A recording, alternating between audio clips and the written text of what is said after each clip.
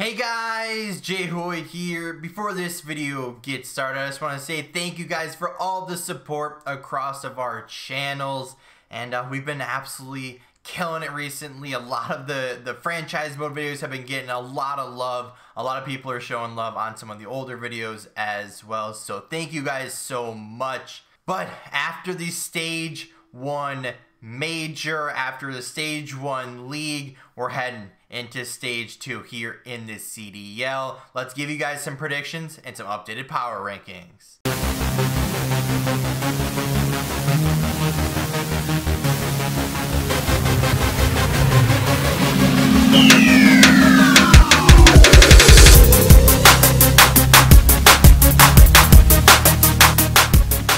What's going on, guys? JHoyt back with you today. Welcome back to Call of Duty Black Ops Cold War. We got some more league play for you here on Raid. We're dropping a little 47 kill game here. We absolutely play really well in this one. But as you guys remember, one of our last Call of Duty videos, we recapped stage 1, the stage 1 major, and now we're on to stage 2. We got some new groups, some storylines, and some power rankings for you to look forward to in this upcoming stage.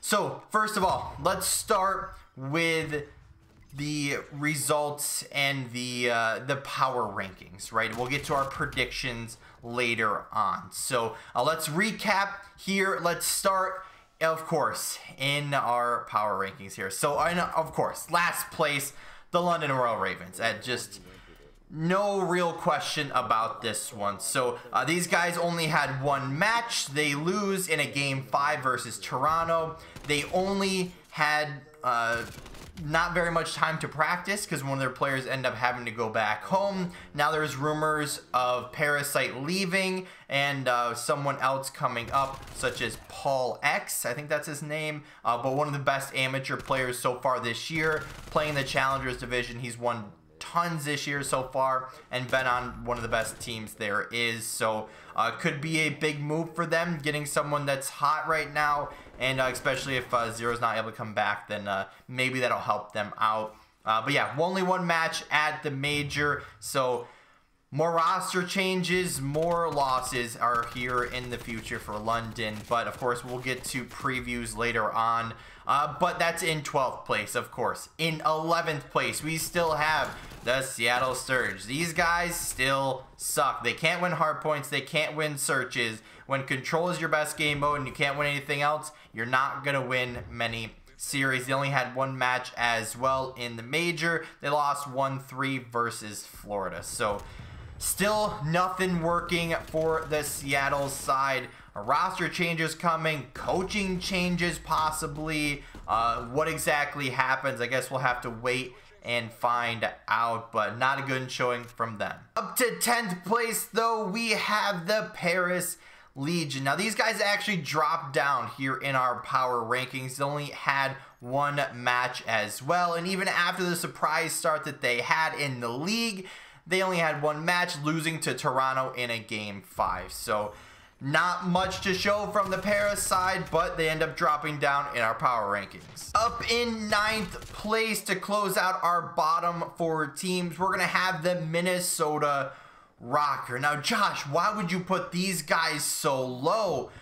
Well, these guys didn't look like they should, and maybe it's just because of the one match they lost, but it's who they lost to. They lost to Toronto. Now, Toronto's not a horrible team, right? They're not one of the guaranteed last 2 places in the league, but this one was very underwhelming. They should have won this one easily, and they just didn't perform. Now, do I think they can come out here in stage 2 and perform even better? Well, they're gonna have to face off not against Toronto, so maybe they'll have some luck. They do have a couple of teams that I think they could beat, but I think this probably could be a very hard stage for them. And of course, we'll get to predictions later on, but I think it'll be a very tough test for them. It should be a good one. As far as a competitive Call of Duty fan, it should be a good one. but it's going to be tough for them. So we'll have to see if they can rebound from that loss versus Toronto in the Game 5. Up in 8th place, though, we got the Toronto Ultra. Now, these guys actually came out and performed pretty well. They beat London in a game 5. They beat Minnesota in a game 5. Then they get 3-0'd by the LA Thieves. So, decent little performance out of them. We have them in 8th place only because they beat Minnesota. So, head-to-head, you know, obviously Toronto matches up just above that. But still, easily could be flip-flop there. I still think Minnesota, by the way, separate point here, I still think they're a good team. I still think they're going to be in that probably top 8. I would say probably top 6. I would say probably by the end of the year. And I think they only can go up from here unless they absolutely self-destruct and all of a sudden start sucking. But with the guys on that team, I think they'll be okay. Up in 7th place, though, we have the LA Gorillas this time.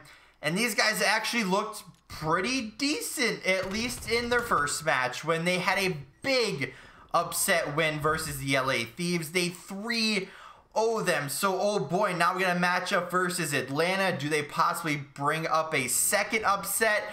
No, they lose 3-0. So, I don't really know what to make out of that one. I know I watched part of this one, and LA Thieves just didn't really come out hot at all.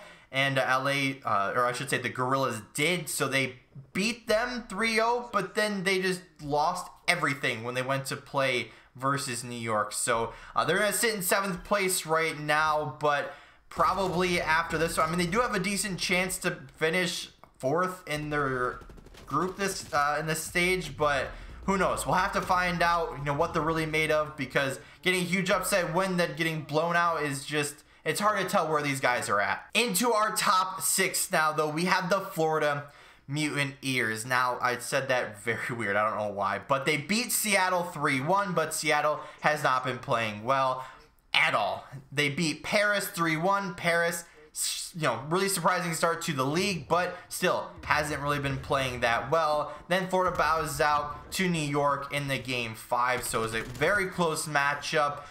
But still, these guys have a lot to look forward to. Obviously, a pretty decent performance starting in the losers bracket, beating 2, I'll call them bad teams, and losing to a relatively good team.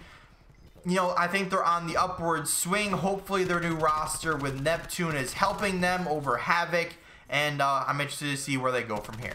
In our 5th spot, we have the LA Thieves. These guys, wow, what a start to the major for them. They get upset by the LA Gorillas, and then they lose to Optic in a game 4. So 2 losses, very surprising out of them. Obviously, the Gorillas, you know, came out strong in that one. But I expected way more from the LA Thieves in this one, given that they were a top 4 team going in, arguably.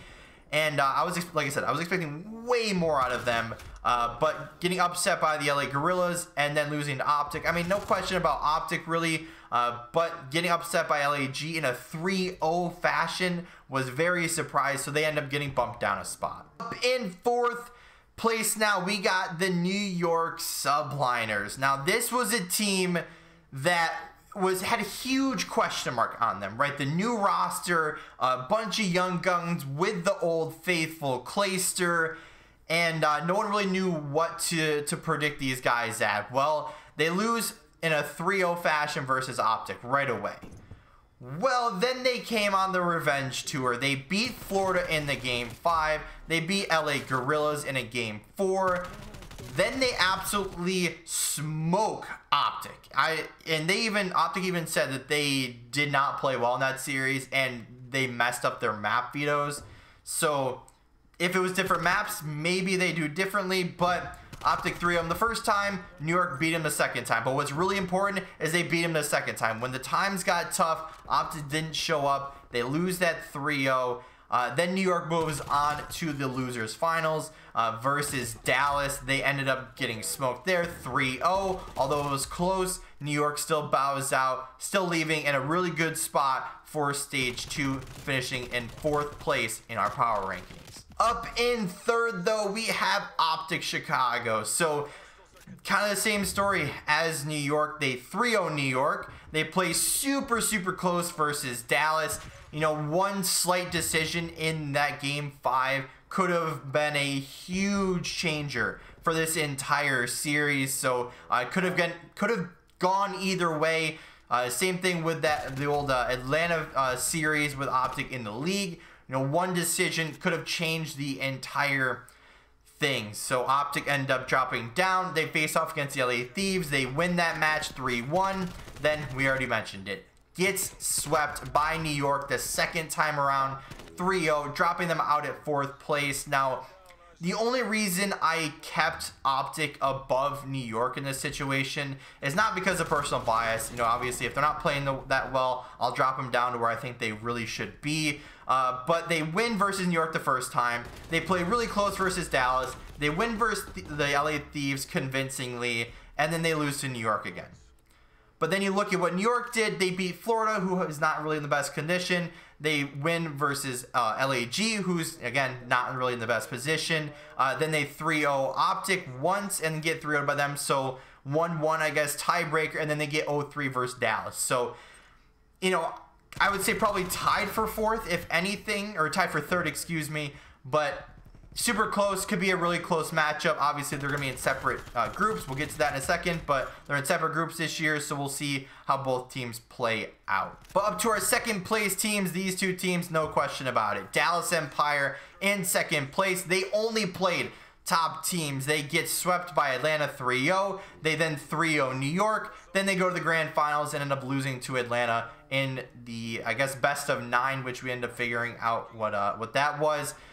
And they lose 5-2, or I guess 2-5 in that one. So very tough road for Dallas. They're going to be heading up Group B in this one. So really tough opponents there. So you can't really think too much about it. I mean, Atlanta was playing out of their minds at the major. And then, you know, of course, beating New York was, of course, another tough team. And then losing to Atlanta. So basically, two teams played, super tough matchup, and they sit in second place. And of course, the one remaining team, of course, are winners of the first ever major, the Atlanta FaZe. These guys are still unbeaten. They are 8-0 overall. They stay unbeaten going into stage 2. They go 11-2 in map count, beating the Los Angeles Guerrillas and the Dallas Empire in 3-0 fashions, and then winning 5-2 in the grand finals. These guys looked unreal. They look, you know, I don't want to say significantly better, but they just look better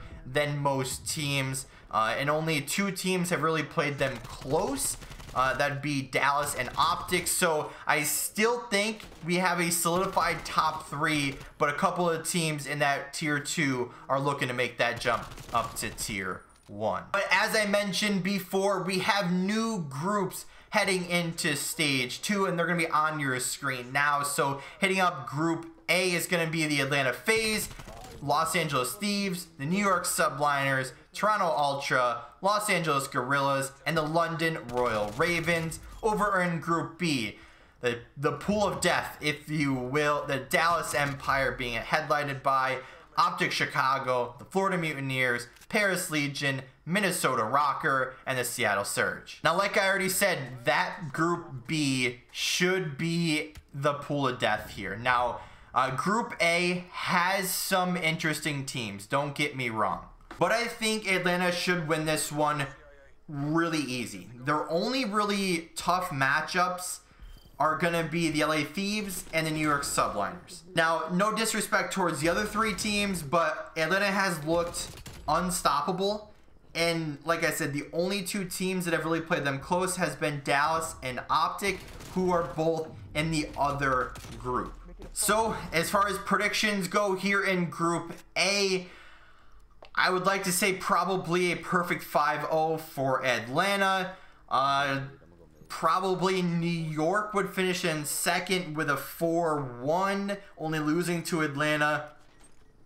LA Thieves would probably finish in third as long as they get back in form and play well. They probably go 3-2, losing to the 2 top teams. Then it's kind of a 3 or a 2, I guess, a battle between Toronto and LA, who's going to get that 4th spot. And then whoever doesn't get the 4th spot will get the 5th spot. And then London, I'm sorry, but you guys haven't really shown me anything, and you gotta show me something in order for me to put you up there and even give you a chance to win. And you know, there's again rumors, like I said earlier, that they're gonna bring in Paul X from the challengers scene.